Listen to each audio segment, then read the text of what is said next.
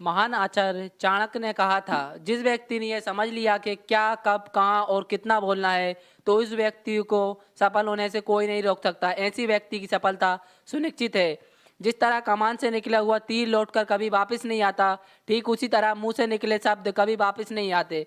शब्द और भाषा हथियार हैं, और कमजोरी भी सही समय पर सही शब्दों के प्रयोग से इंसान को परेशानियों से बचा सकती है।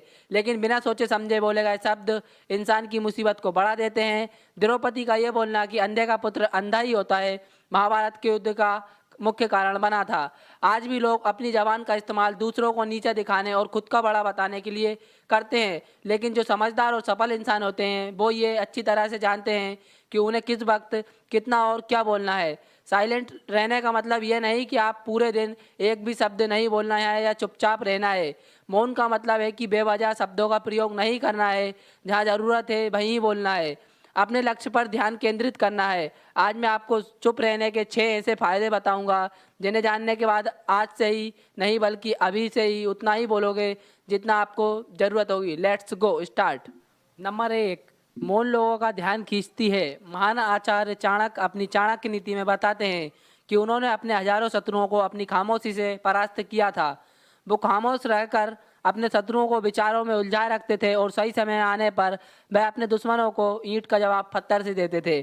साइलेंट यानी चुप्पी किस तरह लोगों के अटेंशन को ग्रैब करती है, यह बात आप इस उदाहरण से समझ सकते हो कि जब क्लासरूम में टीचर किसी विषय पर बात करते हैं तो स्टूडेंट्स उनकी बात को बिल्कुल ध्यान से सुनते हैं, लेकिन जब अचानक टीचर या स्पीकर बोलना बंद कर देते हैं तो सभी लोग आश्चर्य में पड़ जाते हैं। अरे क्या हो गया भाई, कम्युनिकेशन बंद क्यों हो गई? मैं जब स्कूल में था तब अक्सर ऐसा होता था, और आपके साथ भी ऐसा हुआ होगा। ठीक यही फार्मूला हमारे दैनिक जीवन में लागू होता है। जब आप अपने काम से काम रखते हो, दूसरों के मामले में दखल नहीं देते हो, ज़रूरत हो तभी बोलते हो, तो लोगों का ध्यान आपके ऊपर जाता है। और अगर आप कम बोलते हो, ज़रूरत हो तभी बोलते हो, तो लोग आपकी बातों का ज़्यादा महत्व देंगे। नंबर 2, मौन बातचीत में मदद करता है।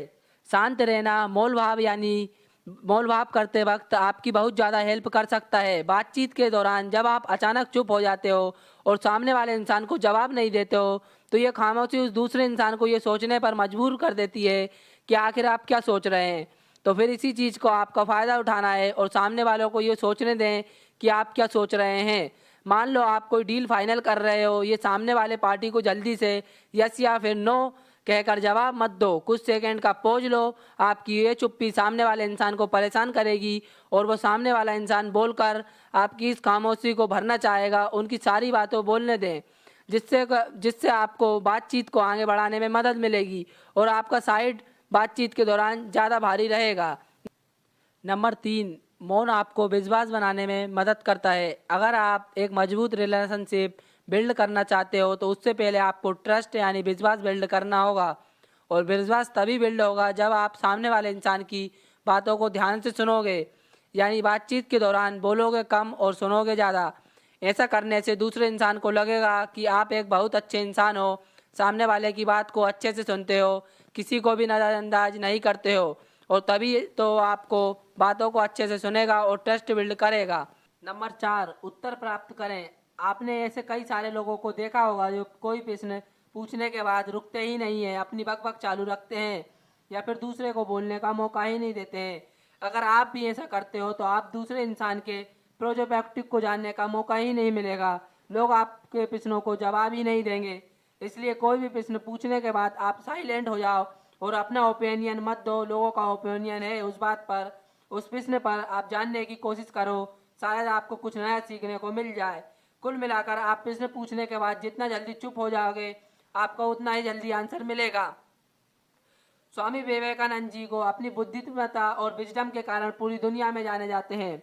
उनमें भी ये क्वालिटी देखने को मिलती है। वे अपने गुरु रामकृष्ण जी से जब भी कोई प्रश्न पूछते हैं तो वो अपना ओपिनियन तो बाद में देते हैं, लेकिन पहले प्रश्न के तुरंत बाद वे चुप हो जाते हैं ताकि उनके गुरुदेव की क्या राय है उस प्रश्न को लेकर, उस बात को लेकर ये जान सकें। नंबर 5, नम्र शक्ति। साइलेंट एक शॉर्ट पावर है, और शॉर्ट पावर मतलब एक ऐसी पावर है जिसकी मदद से आप सामने वाले से बिना लड़े हरा सकते हैं। इसके सबसे बेहतरीन उदाहरण है महात्मा जी को सत्य और अहिंसा के मार्ग पर चले थे और बिना लड़े उन्होंने अंग्रेजों को धूल चटाई थी। महात्मा जी भी जानते थे कि अगर हमने अंग्रेजों से लड़ाई की तो हम उनसे कभी नहीं जीत पाएंगे। और उन्होंने सॉफ्ट पावर का इस्तेमाल किया और अंग्रेजों को हराया।